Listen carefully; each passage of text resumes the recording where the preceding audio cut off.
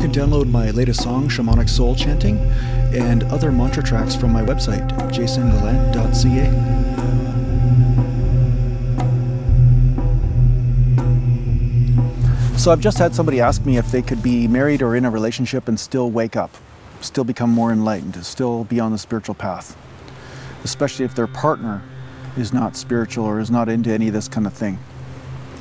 And I would say yes. Yes, you can. Okay? There's a lot of stipulations to this though, you know, and I hate making a video on this either because I'd rather actually speak to somebody in person because each person's individual situation is different. So I don't like, you know, putting out the commandments of this is the way it is because each situation is totally different. And I'll share with you, I have seen some people stay in a relationship because they say, oh, it's my karma, it's my spiritual path in life, you know. But what they end up doing is they end up getting stuck in a constant cycle of their suffering because this person is extremely abusive. There's not actually love going on here. There's more like a power battle and a game of ignoring and abuse and pain and suffering. And the fact that the person's staying in that situation is actually proving that they're not evolving because the only way they would put up with that kind of thing is because they don't love themselves, right?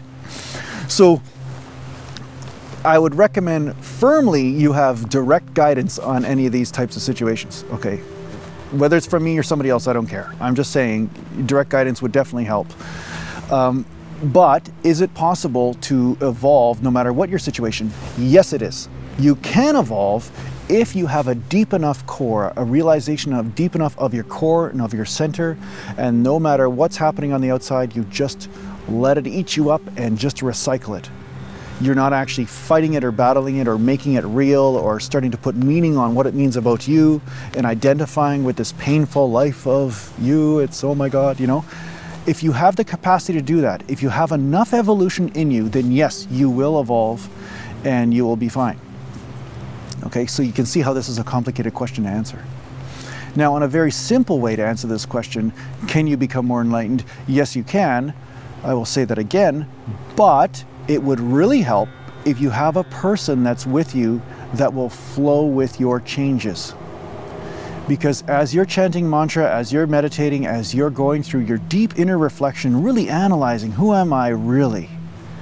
And then the who am I keeps changing, this is going to be very confusing for the person that you're in a relationship with. And if they don't have the humility to let go of the way they want things to be and say, hey, you were this way 3 months ago, I want you to become that again. And if they keep on making that demand on you, you're going to have a constant battle with this person wanting you to be in the old ego.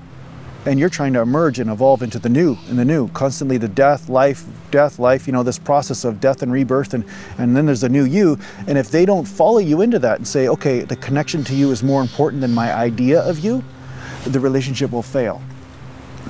Or you will say, okay, I don't want to evolve anymore. I will just do what this person wants. And perhaps you're not even actually connecting to them in that moment because the true you is the only one capable of loving. So if you try to become an idea, you're actually making an ego. You're actually reinforcing an identity which isn't going to be taking you to the higher level of love in that moment. Okay? Again, there's some stipulations on this and it's impossible for me to really answer this in the video, but the fact is that it all depends on where you're at in your evolution and whether you are able to stay in your center and not allow somebody to pull you into their idea of you. In the beginning stages of my spiritual journey, you know, there were a lot of people that said, Jason, you're this guy. And I was like, I used to be that guy, but I'm not that guy anymore. And then every time I was around them, no, you're that guy. You're that guy. And then if I wasn't that guy, they would get very mad and there would be a battle and they try to keep pushing me into it. And at some point, as I became very intuitive and I felt the energy of them actually almost like an energetic bullying where there was almost an integration of a computer virus into my energetic field, where I could feel all of a sudden how I was all of a sudden that guy and I didn't know how it happened. I was the old guy all of a sudden. But I could feel it and I knew that this was something a person was radiating towards me. They were pushing an ideal on me, trying to make an ego for me or an identity. And there's probably a mystical way of explaining this. It's probably some sort of identity shell that somebody overcovers or overlays over top of you. But if you don't have the center to understand that this is just, once again, another energetic phenomenon that you could just watch, accept, just allow it to flow through you, you might fall for it.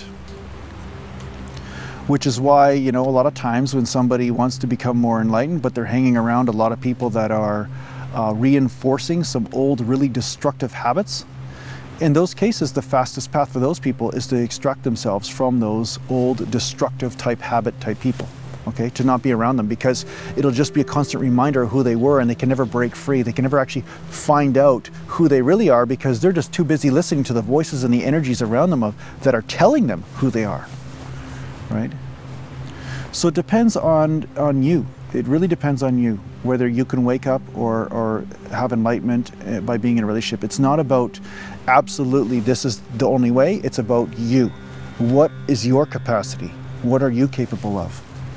And if you notice that you're in a relationship and you're always in pain, then that will not be the right relationship for you if you cannot wiggle free of that pain while still staying in the relationship, okay? If you can't wiggle free of that suffering, and it's constantly there all the time, constantly there, no matter what kind of suffering it is, if it's always there, then I would say that relationship is probably working against your evolution rather than for it. It's almost like a test. A test, do you love yourself enough to take a chance of being on your own and perhaps lonely and perhaps the world not loving you as you are? You know, this enlightenment path is all about you being who you are and loving that first, and screw the world if it doesn't love you. It's more about, do you love you, right?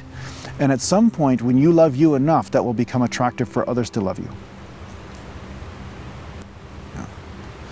So I hope this helps a little bit. I'm sure it's confused you a little bit too, but I hope it's helped you a little bit. So is it possible to wake up if you're in a relationship? Yes, it is, but it's a lot easier if your partner can go with the flow, and if your partner can just allow the new you to emerge and to fall in love with that over and over again.